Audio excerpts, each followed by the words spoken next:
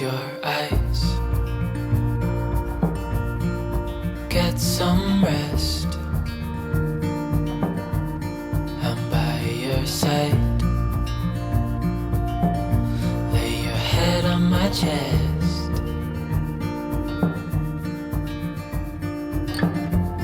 I know you've had a really bad day.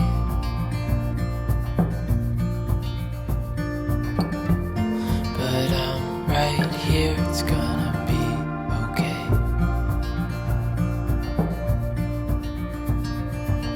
The world could fall down, it's gonna be okay.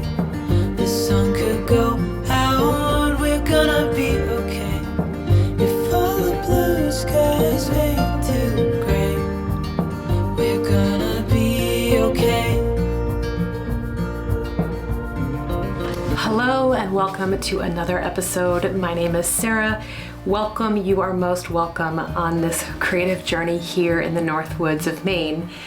And on this edition, we're even further north than the north where I call home, and we are visiting our friend's camp. I've been here before and done some documentation about all the things that we get up to.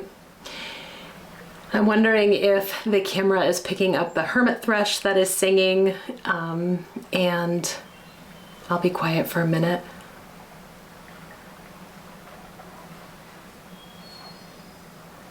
I don't know if you can hear that, but I've been very cognizant of that particular song lately. It was one of my friend Sarah's favorites, and it seems to be surfacing quite regularly now in my repertoire of recognition. Right, well, here we are. I had great plans of putting together a new quilt. This one is for a friend who recently built a home, and I have had a love affair with William Morris fabrics for a long time, and I thought, oh, this is the perfect application for some more of them. She had a penchant for kind of a mushroomy, browny gray, greens and dark browns. And so you kind of saw a smattering of those prints that I found. I ordered these from the Paisley Quilt Shop, and they're outside of Ottawa, Canada. And it came in a timely fashion, and communication with them was great. I kind of had screwed up my order, and they were really amenable in changing that. So I am again making the Rippling Star quilt. This is by, I think, Debbie Maddie, Carriage House Quilts. I could be wrong. I'll put it down here. It's a super easy quilt made up of half square triangles, and everything is cut and sewn. All the half square triangles are put together, and I just need to put together the quilt. I really love the border that I picked out for this. It's super rich. It's like dark brown and some deep pinks. And I, of course, incorporated Strawberry Thief into some of the prints. We both really loved Downton Abbey, and so I kind of wanted to have a little bit of a nod to that era or kind of vibe. And so yeah, so I got all of those squares squared up, and I had brought my featherweight, as you might have seen, and kind of hit a snag. I think it needs to be serviced, and Rob didn't have his kit with him, so we're gonna take it home and he's gonna service it. But it is the perfect little machine to set up here right on the porch. You might be able to see behind me my little nook where I like to basically listen to books and knit, listen to books, read books, knit, nap, have dinner, have breakfast. So this porch has a couple lovely screened in pieces, and so you really can catch the breeze, and as you heard earlier, catch some of the beautiful bird song. Now, every morning I sit here and I wait and hope and that some big mammal is gonna walk out in front of us. Bear, a moose, something. It never has for me. I have seen otter. If you look down from the swing, you can look down to the water's edge, and I have seen otter down there, and mergansers and the eagle, and other wildlife or wildfowl, ducks. I don't know. I try to put all those vocabulary words together. But Rob and Ruby got to experience that at the other end of the camp when they walked out one morning and to go have Ruby do her business. And there was a moose standing right next to the door. And luckily, Ruby's such a good girl. She did a quick bark, bark, bark. And it, of course, turned around and ran away, and she came back. So she did her job, not only of protecting the house, but listening and returning. So we were really thrilled. And that's the first time Ruby's run into a moose. Ruby is the dog, by the way. And you might be able to hear the terns. These are common terns that migrate up here every year. That's that high squawking that you hear.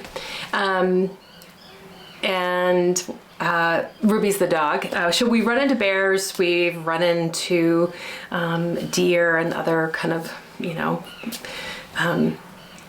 wildlife, but she's never seen a moose. So we were really happy with her response.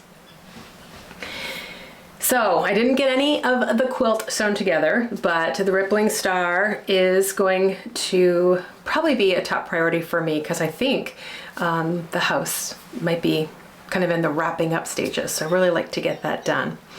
I can see Rob beckoning me. We are going to head out for a boat ride. Wonder what we'll see when we head out. Definitely the terns. And there's a continual paired bald eagle here, or a pair of bald eagles that nest here, and we have seen the eaglet kind of perched on the edge of the nest. So we may just gently scoot by and see how the family is doing. So yeah, come along.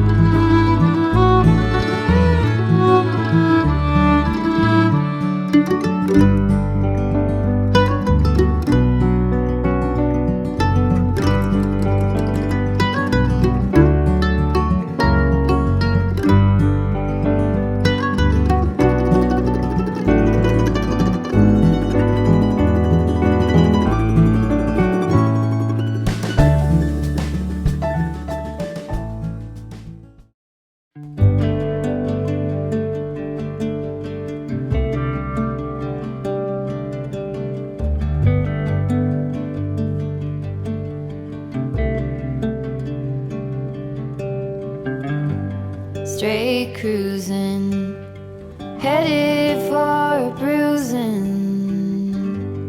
watching out for number one. You gotta slow down and look around you, son.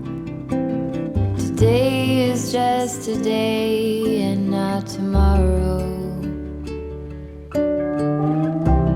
Where you're going, you can rest your head.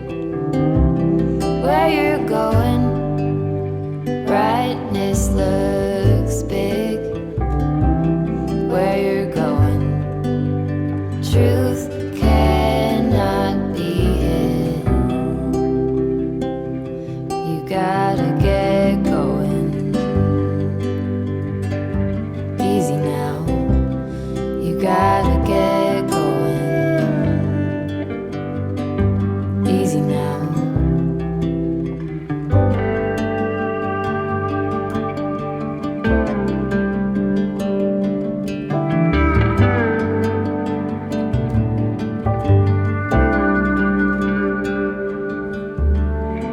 Be hard working so you can be deserving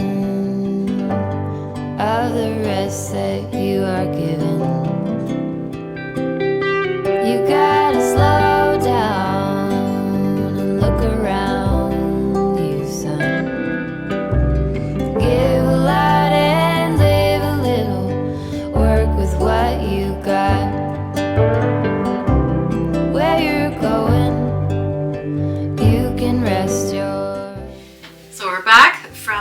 nice boat ride. We got to see a variety of different wildlife, which is always a thrill.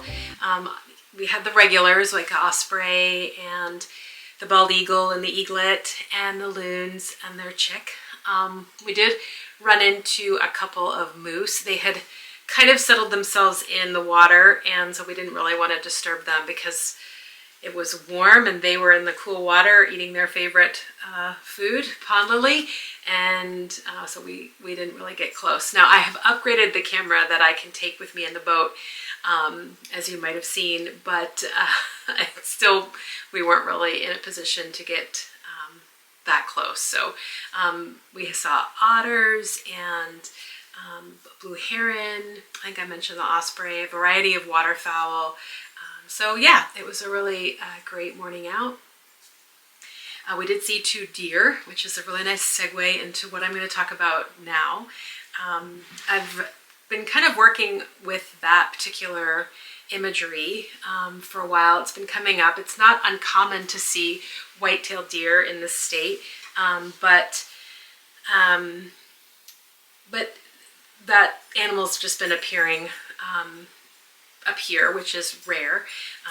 We don't see a lot of them in this part of the state. Maybe you can hear Ruby tinkling behind me as she settles down. It's my dog. So anyway, as I was saying about the deer, so anyway, I kind of wanted to work with that imagery, and particularly this beautiful illustration I had, which came off a napkin, as you kind of saw me putting down into the book. I also wanted to incorporate in the Weaver's Oracle. This is an Oracle deck by, let me grab it here. This is an Oracle deck by Carolyn Hillier. Journey cards and travel guide created from paintings and mythic tales by herself. So the artwork on this is really beautiful. I've talked about it in the past. It's a deck that I use quite frequently. It's really quite enriching and deep. Each of the cards has a full story, and they all belong to different weavers' clans. So I really wanted to work with that particular deck, and I wanted to get back to the practice of doing my sketchbook. I had at one point been doing kind of a spread every 2 weeks. You know, I could reframe questions and looking for insight and wisdom, and kind of marrying that into my broader understanding of the world and spirit. So anyway, this was kind of the perfect reason to sit down and the perfect place to do that. And of course, we saw the 2 deer this morning. So I started out with the napkin. As you notice, this isn't really a sketchbook. I'm not sketching, but oftentimes I really just start with kind of thinking about, as you saw, the illustration, and then working with a color palette. I like this decision making and that kind of creative process that goes with it. So it's not necessarily about drawing, it's more about putting pieces together. So I've got the stamps. I used some prints that I had made from my gel print. I used a small illustration that I did paint from a tutorial from Natasha Newton of Behind the Studio Door. And then I incorporated in some text and different quotes that I was able to take and from the travel guide, as she calls it. And then just kind of, there's my friends, the red squirrels, staking out their territory. And then also just working with different types of print and developing my own kind of, what's the word I'm looking for? You know, like not calligraphy, but where you drop down the menu and their font, different types of font. So that was a really good exercise this afternoon, and I had just brought up a smattering of my work, but I do like to incorporate in my own botanical prints and my own gel printing, and I have in the past, you know, painted my stones and that type of thing. So I, for this particular spread, dipped into my deep light watercolors, specifically Mother Earth Gray. which is one of my favorite colors of all time. And then I also use the Schmincke Super Granulating Glacier Brown and Shire Gray for the backdrop. So again, like I said, it's not so much about drawing, it's about pulling things together and working with symmetry, color, and pattern. I do like to do a lot of collage, and so this is the book that I do it in. I also brought with me, as part of this opportunity to be reflective, Autumn Cara by, I think it's John O'Donohue, which is that's one I travel with quite frequently and I've had for a very long time. And then I brought with me two favorites from Robert McFarlane and Jackie Morris. One is The Unwinding, and this is by Jackie Morris. I've talked about both of these books before, and the other is The Lost Spells. Jackie is an illustrator and a writer, and Robert McFarlane is also a writer, and he focuses quite a bit on landscapes and place, nature. He has a number of texts out, and this is one that he collaborated with Jackie on. So both of those came with me as inspiration and opportunity to think about the world in a kind of a more meaningful and soulful way. So that is kind of the afternoon and what I got done. I am really thrilled with the whole spread and the way that it came together. I was a little worried in the beginning. Art is just a series of decision making and problem solving with some of the decisions I made, but I was able to cover that up and pull other pieces in. One thing that kind of got in my way was tying both pages together, and I was able to do that by using the fern stamp and the green. I tend to focus very much on a very minimal color palette with my stamps. It tends to be brown or like a deep twilight, but I was happy to pull some of that green in, and I felt like it really made the whole spread cohesive. So that was this afternoon. I've been spending, as you might see behind me, quite a bit of time here on the porch. Always hoping that something like some large mammal will walk by. And I haven't had the pleasure of that yet. But I have been working away on my yell, and I have been working away on, the yell is a pattern by Marie Wallen. And I have been working on the Drema, which is by Jennifer Steingass. I am knitting this in Let Lopi in the Storm Gray, 4717 I think, and then the contrast color is 1663 or 086. One of those is the dye lot, this is the natural, and one is the color range. So yeah, so I've kind of got quite a bit done. I have separated for the sleeves. I have finished all the short rows. Those are primarily in this sweater built in the lower back. So before you separate for the sleeves, you build in a series of short rows, and then after you build in a series of short rows. She also builds in some shaping on the sides, which I plan to include. And I am knitting this on a US 8.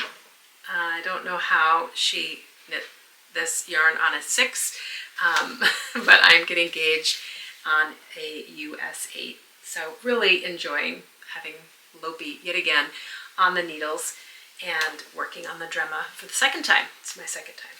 So that, the yell, some journaling. I already told you about the quilt that's coming up. So before I end this episode, I just want to thank you for your financial contributions. If you donate through Patreon or through Ko-fi, the investment in the production is most appreciated, and I just am humbled and encouraged. If you're able to like and subscribe on YouTube, that really helps move this content out, and I would appreciate that. In the meantime, I'm going to bid you a fond farewell. Many fond wishes and blessings. Take care. Bye.